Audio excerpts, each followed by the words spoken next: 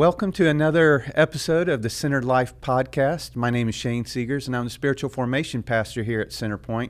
And Kurt is out of the office today, so it's a special edition just with me, and I know y'all are all thrilled. But I wanted to take time to talk about something I think is very important to you as our Connect group leaders, or anyone who's leading a group and interested in doing discussion as a part of your group. This is group discussion is at the heart of what we're trying to do. A lot of people ask me, well, why do we do Connect groups as opposed to like Bible studies or Sunday school classes? And there's lots of reasons, but one of the big reasons is that we want more participation from our people. We believe it's all about relationships, and we want to give people an opportunity to speak and to be heard and to share what God is saying to them. And that's very important for them to say what God is saying to them and what they're thinking, because for us as leaders, that gives us great insight into the heart of the people that we're talking to and trying to lead and encourage in their relationship with Christ. Just an example is if I don't really know what's going on in someone's heart or mind, and I have a lesson and I'm teaching it and I'm going, I don't know if it's really what they need to hear or if it's hitting where I think it's hitting unless I get some kind of feedback from them. And so that's one of the real reasons why we want to do Connect groups, so that you as a leader are given the opportunity to not just assume what your people are thinking, but through the questions that John provides in the outline every week, or whoever's speaking, that discussion can happen, and then you can have greater insight and certainty about what the members of your group really are thinking or what their struggles are, just based on what they're saying.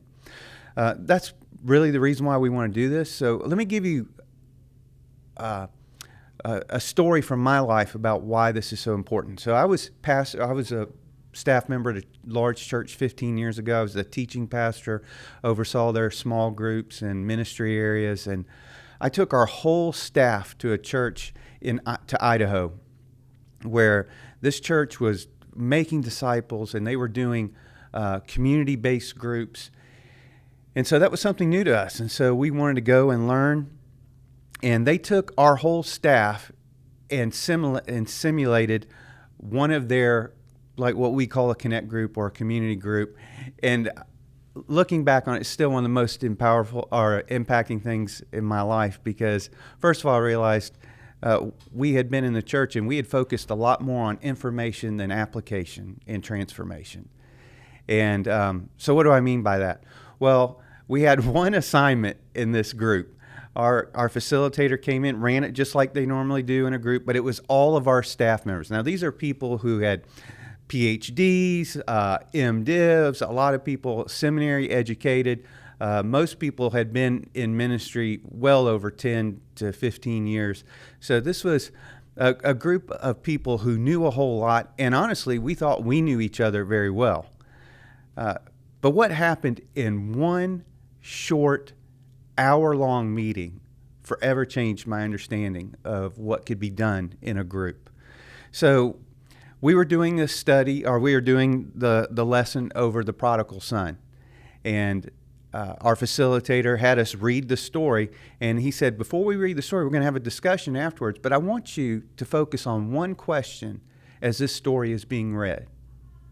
Who do you most identify with this story, and why? So I guess two questions, but who do you most identify with this story and why? And so the story was read, and then someone kind of retold it in their own words, and then the facilitator went along and said, okay, well, let's dive deeper into the question I had you think about. And I tell you, if that facilitator was to grade our group, we'd have gotten an F. We could not answer the question at all. It was so amazing. The stuff that was coming out of these leaders, who are leaders of our church staff and ministry, were about facts. And, I loved how when the Father came, he gave him a ring, and a ring symbolized this, and the shoes symbolized this. It was just all this knowledge stuff. And our facilitator had to say, no, hold on, time out, guys. I want you to, again, listen to what I'm saying. Who do you identify with in this story? Which character? And why? And by the end of that hour, there was not a dry eye in that room. Now, I'm not saying every conversation should end in tears, but what was amazing was for the first time, I think we weren't worried about what was the right answer. We weren't worried about trying to impress people with what we knew. We were vulnerable enough to share, this is who we are. Some of our staff, I didn't realize, were having problems with their children, and they identified with the father. And some identified, we all identified with the prodigal at one point in our life, but what was really surprising is most of us found that we identified with the older brother the further we had grown in our Christian life.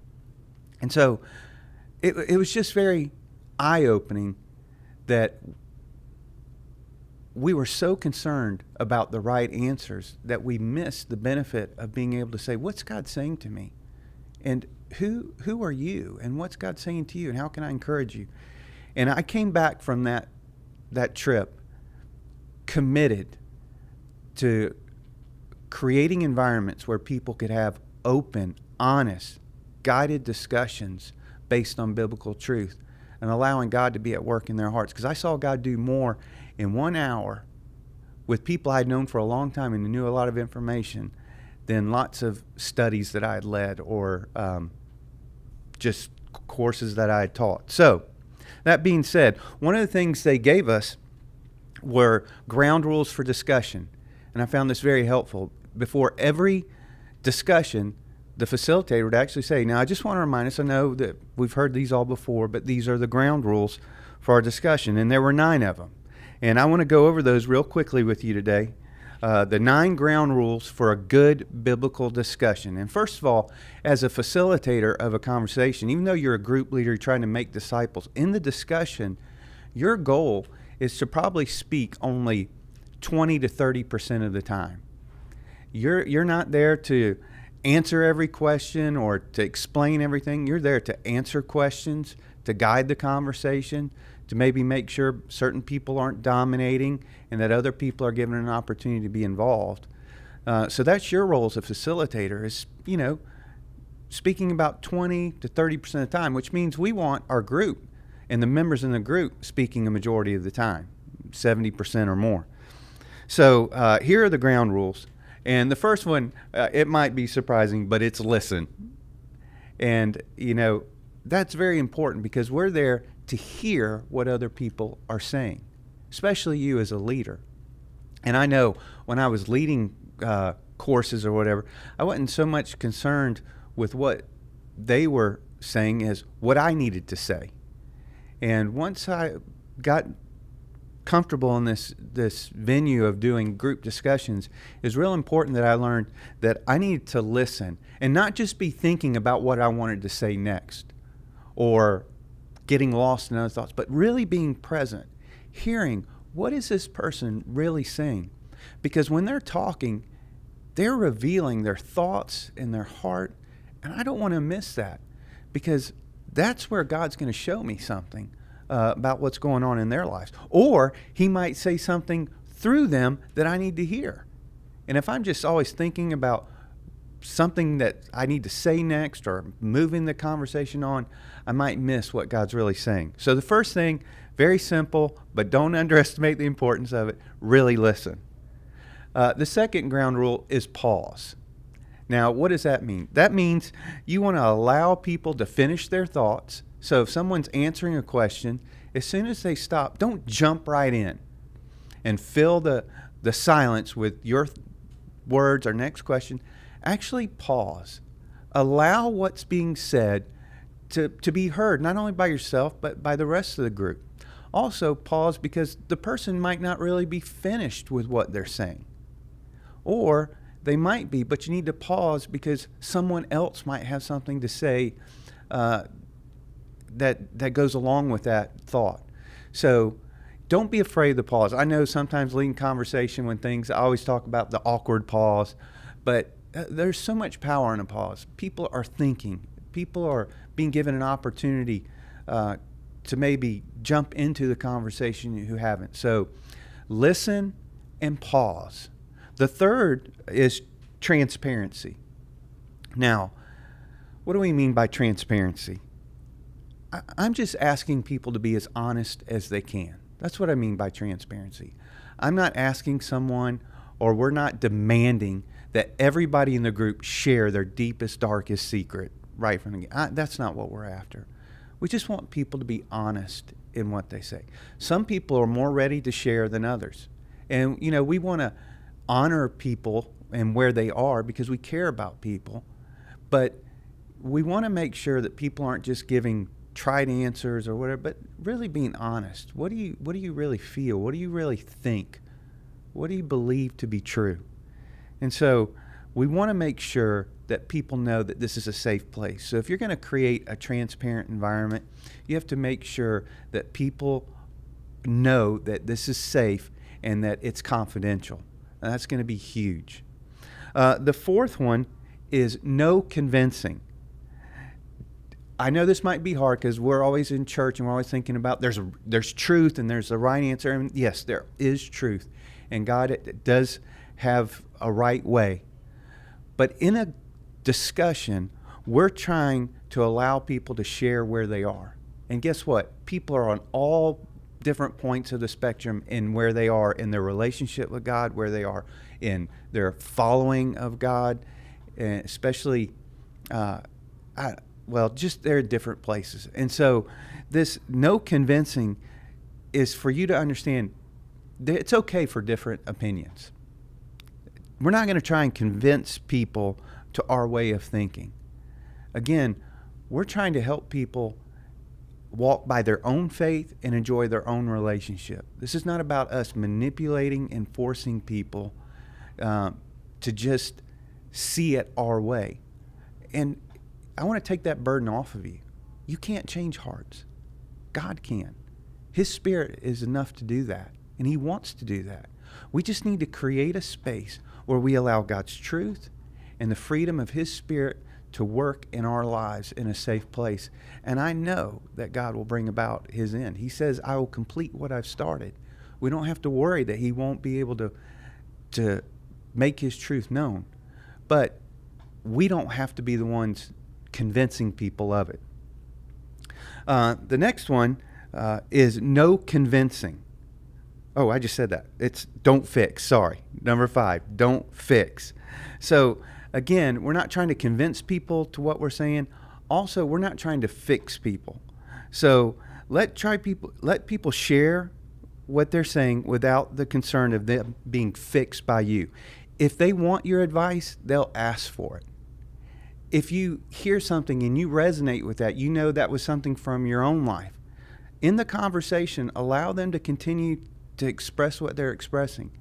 If you feel like you need to say something to them afterwards, then I would. After the discussion, maybe when the group time's wrapping up, I might go over to a person and say, hey, I was really interested in what you were saying. Could you tell me a little bit more about that? I'd love to get together with you.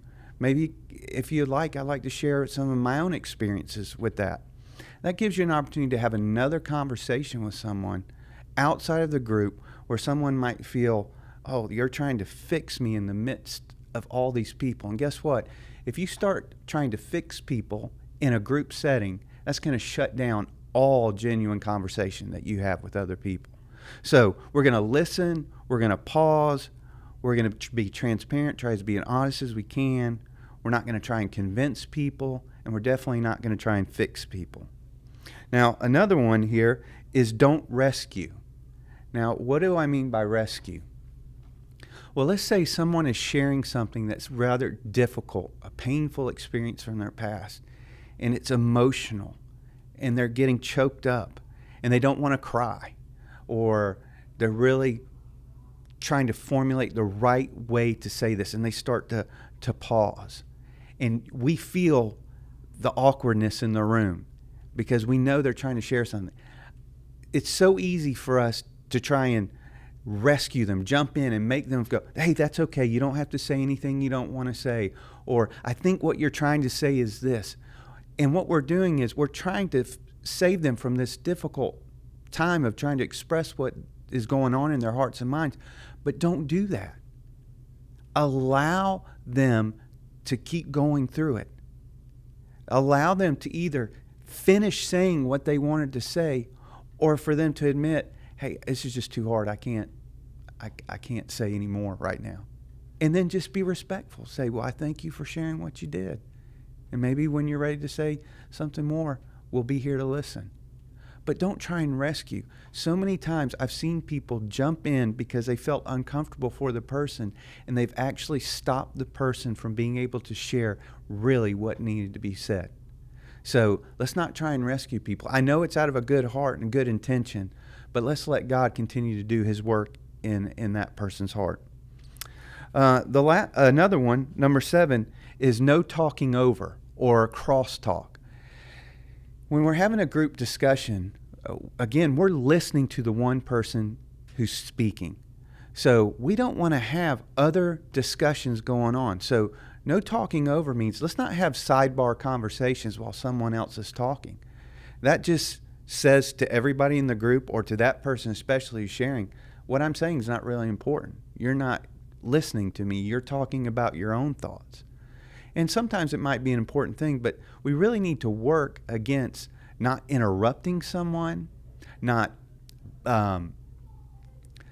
just trying to fix what they're saying so we're talking over them. Allow a person to say what they're going to say with no talking over, no interrupting, no sidebar conversations. It makes people think, oh, what are they saying? I'm trying to share what's important to me, and they're talking about something else. Maybe what I'm saying is not important. And we don't want to communicate that at all. So we don't want to have any talking over or crosstalk going on in a group discussion. Number 8 is focus on yourself.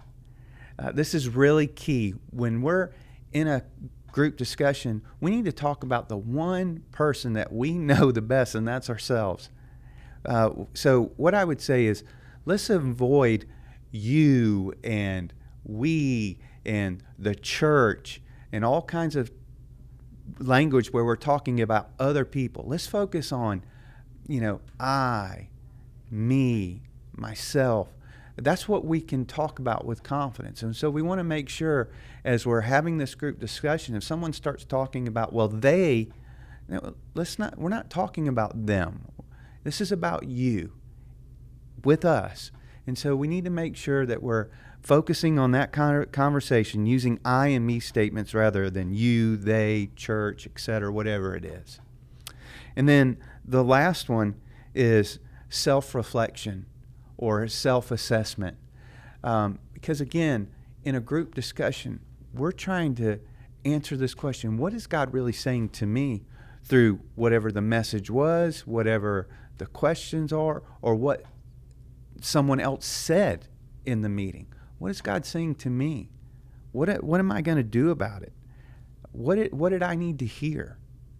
A lot of times we go to lessons and we leave going, man, I wish so-and-so would have been here. They really needed to hear that. That would have been a great conversation for them to hear. And I understand there's always people that we care about and we wish that they were continuing to grow. But in a moment like that, don't miss the fact that God is speaking to you. Even if you're the group facilitator, there are times that people say things, or even as a parent, my children will say something and I go, man, that was insightful. I needed to hear that. And so I just want to encourage you on these ground rules. I'll try and add this list, a link to the podcast so that you can have them. But these are very helpful ground rules for discussion. Again, we don't want to dominate the conversation. We want a leader speaking anywhere from 20 to 30% of the time, which means your group will have the opportunity in this discussion to really express themselves. So these rules are going to help you learn how to listen, guide the conversation. Now, what if someone does say something wrong? What if someone answers a question and you're like, oh, that's not right. That's not true. That was one of the big fears that I heard from my previous church when we started introducing group discussions as opposed to planned lessons. What if someone says something wrong? Well, again, the Holy Spirit lives within His people, and He's the Spirit of truth. And He's given us His word, which is truth. And I believe that what we want to do in group discussions is we want to continue to point people to God's word and his truth. But I want you to understand that real error happens not when a lot of people who are filled with God's Spirit and have God's truth can get together and start talking about it, even if they're growing in it. Because I'll tell you, we all grow in truth. There are times that I said things quite confidently that I look back in great embarrassment. And now I realize not only was that not right, it wasn't helpful.